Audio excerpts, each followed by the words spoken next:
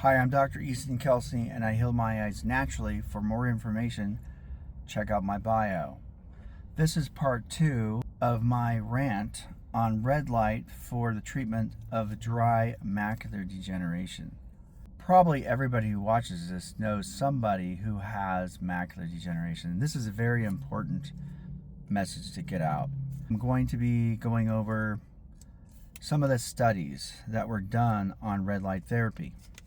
These are peer-reviewed articles. If you don't know what that means that they are accepted as truth in the medical community. But there's some things that we're taught on how to read peer-review articles that most people don't know about, but I do. So I'm going to point them out to you without getting too detailed. The first study that was done was in 2012.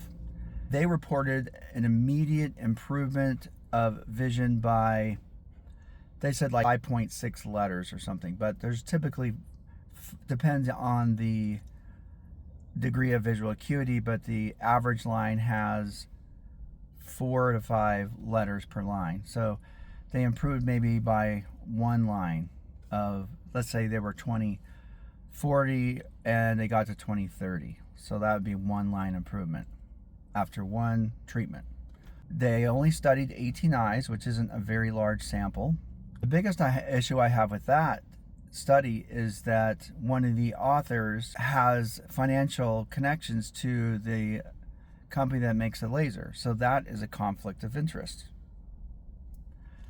And you'll notice a pattern as I go through these. So the next one was a 2017. It was done with 42 eyes this time, and they had to get 3 treatments per week for 3 weeks. And they also had, on average, 1 line improvement in their visual acuity. Go to 2020, the next study. This one, they had to do 2 minutes of red light, and they have different wavelengths, so it doesn't really matter. But they did it every day for up to a year. There were 31 patients. Doesn't say how many eyes, because if you have macular degeneration, you can have one eye. The results, no improvement. Interesting.